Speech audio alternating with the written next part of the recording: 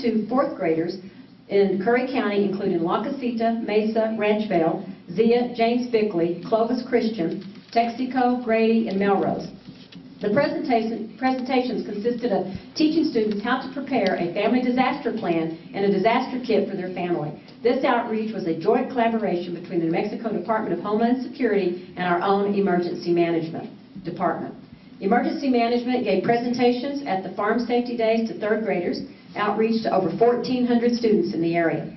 In 2010, Emergency Management completed expenditures of $458,000 on equipment for those agencies. Emergency Management continues to make presentations to civic groups, organizations, businesses, and to distribute emergency preparedness and awareness packets to residents with group within the area. The mission of the Division of Older Adults is to improve the quality of life for our senior citizens through innovative programs and facilities that meet their levels of need and to assist their clients in remaining independent through transportation, nutrition, recreation, education, socialization, and in-home services. The City of Clovis Older Adults Department is committed to its role as a catalyst for the senior advocacy, volunteerism, and information resources for our elder population.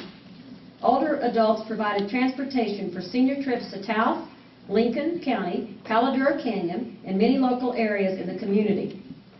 With the baby boom generation, which I know there's several in this audience, which make up about 2/3 of the 50-plus populations, the Older Adults Department has adjusted their activities and programs to meet that area.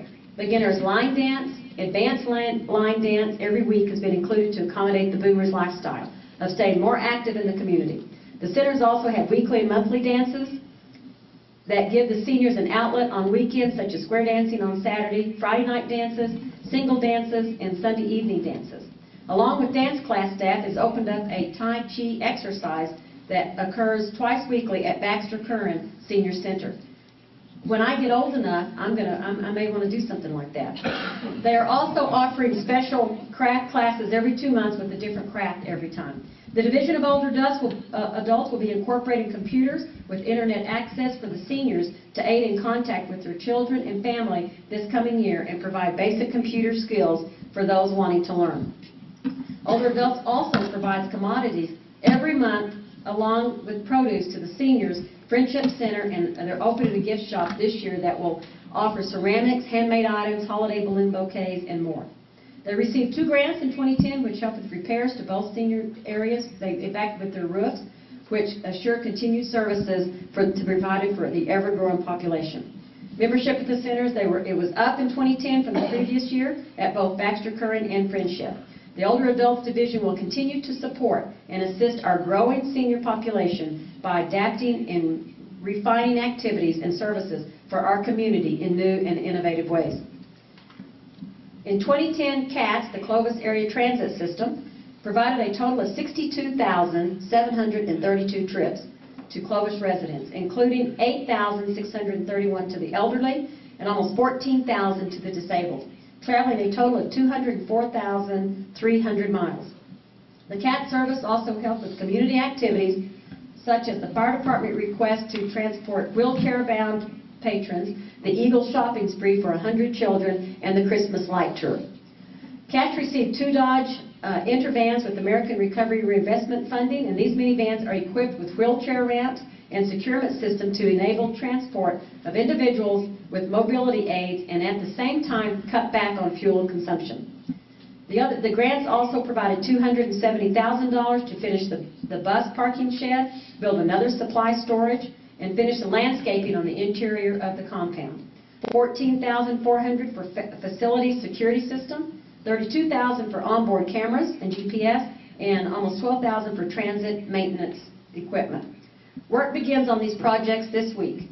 In December 2010, the Commission approved CAT's request to accept a federal grant to replace 4 buses. The City continues to look at the possibility of a fixed route system at some point. The City welcomed Margaret Hinchy as a new Library Director in November of 2010. The Clovis Carver Library, using a portion of the GO bond money allotted to the library, purchased 27 new sections of shelving which have been installed in both the nonfiction and fiction areas of the library. The additional shelving adds necessary growth space for the ever-expanding collections. They also purchased new security gates for the entrance of the library with GO bond funding. The Youth Services Librarian continues to provide outreach services to several facilities throughout the city. The library hosts weekly story times for toddlers and preschool children, and I know this is a big hit because I've had parents tell me how much they appreciate it and how they like this. The summer reading program also continues to be a big hit with children, and they are encouraged to expand their literary horizons. The Adult Services Librarian will delivers books to the homebound as well as several retirement facilities in the Clovis area. Current projects for 2011 include the purchase of receipt printers for the circulation desk, which keeps tracks of items each patron checks out, weeding and shifting of the nonfiction and fiction sections of the library. Quality of life.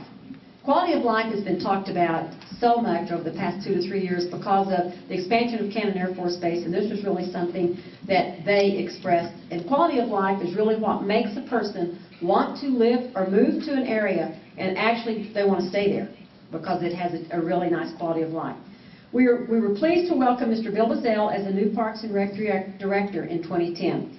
Under his leadership, his department has had a very busy year. The Parks and Rec Department completed the walking trail around Green Acres Park, which has greatly increased the activity in that area. You cannot drive by on any day that's a beautiful day outside and not see people out there walking the trail and having their families out enjoying, their kids are enjoying the skate park and their playground equipment. This has been an incredible success. The park was further enhanced in 2010 with a donation of 16 trees from Cummins Diesel. The 3,000 square foot administration building for the Clovis Aquatic Center was completed in 2010 with capital outlay funding. It received from the state legislature. This is the second phase of the wellness project to improve wellness programs for our community, and we hope to address the funding for the other 2 phases in the near future, which include an Olympic-sized swimming pool. The Aquatic Center is used not only for water therapy classes, but also for the Clovis Swim Club, which has dramatically increased in size over the past couple of years. The City of Clovis is delighted to join with Clovis Municipal Schools in providing for the Clovis High School swim team and other community aquatics programs. A sprinkler system and tree farm was also established at the Wellness Center. The zoo hosted another successful Christmas nights at the zoo. If you did not go to that, you really missed a treat. It is a wonderful thing. The kids love it, and the event has been increasingly popular in the community. In 2009, the Clovis Beautiful Committee expanded this event to include tours of the city on CATS buses to look at the holiday lights. The city repeated this in 2010, and it was a great success. After-school activities for the youth remains a challenge, and the city, and we are very grateful to receive $500,000 in December from the Sisler Foundation for youth recreation programs, such as the renovation of the youth recreation building located at 7th and Sycamore. The city has been working with the YMCA to help provide some of these after-school services for our youth. In fact, the YMCA has actually decided to come back to Clovis, and they have leased a 10,000 square foot facility up in Hilltop Plaza. So we will be working with them, and they can help coordinate some of our children's activities. In 2009, the Clovis City Commission established a Quality of Life Task Force to address recreational activities, and they made recommendations that were presented to the Parks and Rec Department in 2010. One of them was to move toward an 18-hole golf course, develop the Iris Arbor property, that's the Goodwin Lake area, to include a nature walking trail with an outdoor classroom area for education for the kids. Expand the zoo, address parking in front of the zoo, add bike and walking trails at Hillcrest, and renovate the Hillcrest pool area. Construct new playing fields, which would include soccer, softball, baseball, and a youth football field. Construct walking trails at Dennis Chavis and a football field with walking trails at Potter Park. And this can be done with some bonds that are dedicated and allocated only for parks. It can't be used for anything else. And it's a tax that's been on there for many, many years. And so this is what we can do, some of the funding through refinancing the bonds that this portion for the parks would pay, and that way we can move forward and do some of these projects. Economic development. In 2010, Cannon Air Force Base continued with their expansion programs. At the end of the fiscal year 2010, the base population was 5,000. They are about 1,500 ahead of where they thought they would be, with plans at this point, with plans to expand to 6,048 by the end of fiscal year 2016. Housing challenges related to growth within the community and incoming personnel were being identified through the creation of an affordable housing plan, which will be completed in April of 2011. The plan will provide the city with tools to help encourage developers